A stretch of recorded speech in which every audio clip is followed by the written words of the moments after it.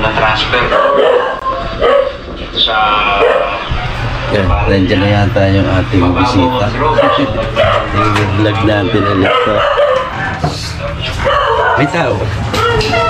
Nandiyan na yung... Bukas na lang dito. Ha?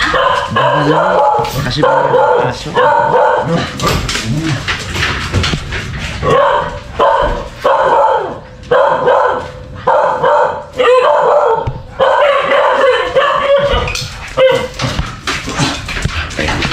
Dito na natin ito papasukin